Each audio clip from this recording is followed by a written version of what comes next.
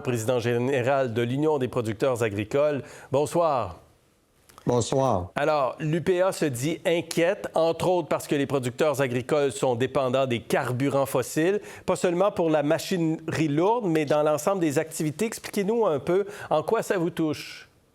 Bien, tout d'abord, il faut le mentionner, déjà avant cette guerre-là, déjà au mois de février, il y avait eu une hausse au niveau des engrais. On parle d'engrais azotés, le nitrate, entre autres. Il faut bien comprendre la situation. Ce nitrate-là, cet engrais-là qu'on utilise, c'est pour favoriser la croissance de nos plantes.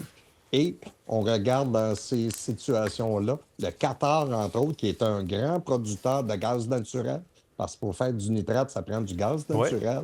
Il exporte au niveau mondial 11 des exportations du nitrate. Juste le détroit d'osmose qui est là, c'est à peu près le 1 tiers des exportations qui passent. Alors donc, quand le passage est fragilisé, ça amène des risques et ça augmente déjà une hausse au niveau des engrais. On voit des augmentations de 10 à 20 présentement. Dans les derniers jours, des hausses de 10 à 20 sur les prix des engrais? Absolument, on voit ça. Puis là, il faut rajouter au niveau du diesel, comme vous avez mentionné, parce que les carburants, c'est le même principe. On a besoin de ces carburants-là parce qu'on est à l'aube de commencer nos travaux directement dans nos champs puis dans nos entreprises agricoles. Ouais. Donc, cette hausse-là, on la sent. Et en plus de ça, je vais vous dire, c'est que les producteurs en ont ras-le-bol présentement de la tarification au carbone ici au Québec, où est-ce qu'on est les seuls au niveau canadien puis les seuls au niveau de l'Amérique qui ont encore cette tarification carbone-là, qui nous amène des coûts alors encore plus. Et là, on parle de sécurité alimentaire, d'autonomie alimentaire au niveau du Canada et du Québec. Bien, ça, c'est un des aspects qu'on veut que ça arrête. Et ça, le pouvoir est au gouvernement du Québec, en gros.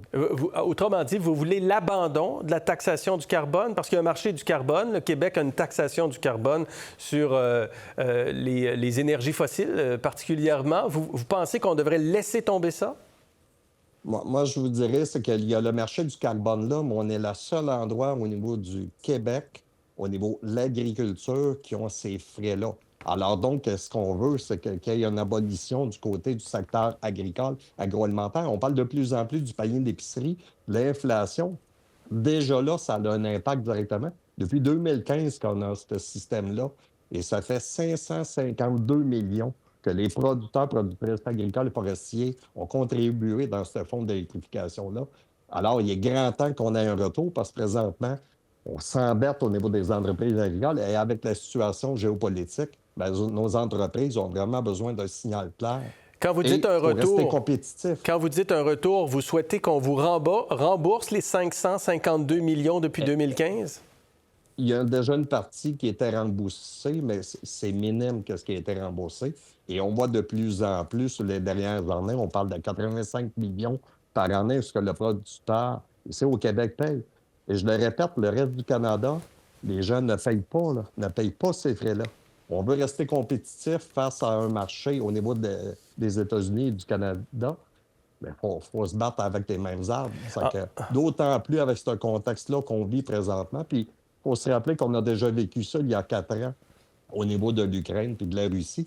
Et le plan B, bien, c'était les pays qu'on a en problématique aujourd'hui, là. En C'était notre plan 2022, B au niveau.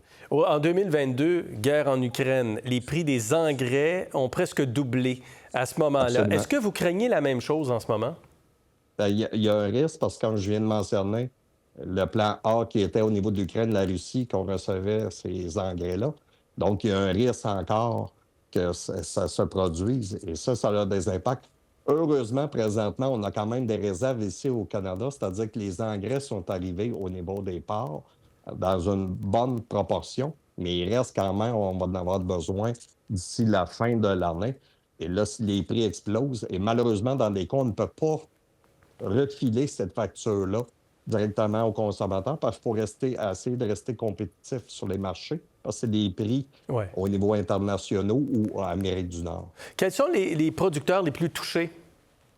Les producteurs les plus touchés présentement, c'est les producteurs de céréales, entre autres. OK. Céréales et côté maraîcher qui sont le plus impactés présentement parce que ça représente au niveau du coût de production entre 15 et 20 quand on parle des fertilisants, quand on parle au niveau du diesel.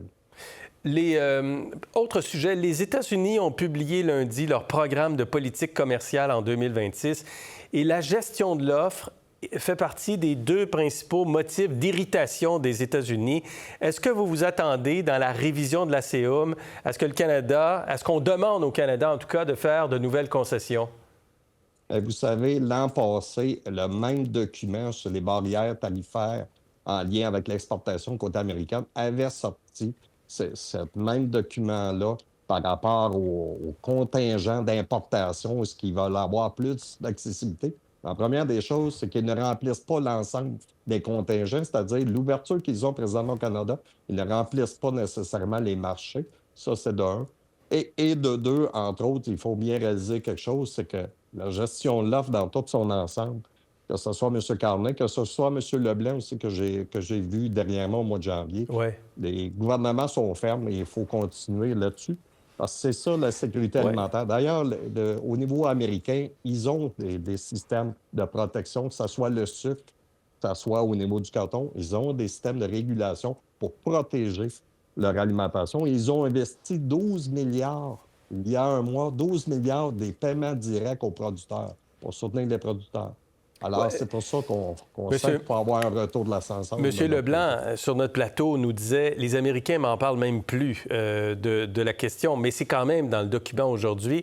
Et là, les Américains disent dans ce document que le Canada applique des contingents tarifaires qui limitent injustement l'accès des producteurs de lait américains au marché canadien. Donc, c'est toujours la même rengaine. Moi, ma question, c'est est-ce que vous vous attendez à ce qu'on soit obligé de faire des concessions?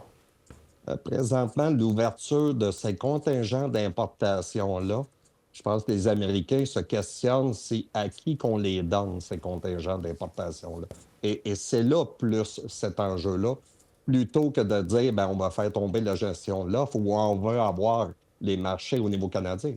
Pour eux, le marché canadien, les Américains, c'est pas ça qu'ils veulent. Et d'ailleurs, on parle à une association, American Farm Bureau, qui est la plus grosse association des agriculteurs au niveau des États-Unis. Eux, qu'est-ce qu'ils veulent, là? C'est d'avoir un retour au niveau des marchés de la Chine, entre autres, pour exporter le grain. C'est ça qu'ils veulent avoir. Et non pas au niveau de la gestion de l'offre et d'avoir des accès tant que ça au niveau laitier. Excellent. Martin Caron, merci d'avoir été avec nous ce soir. Merci. Au plaisir.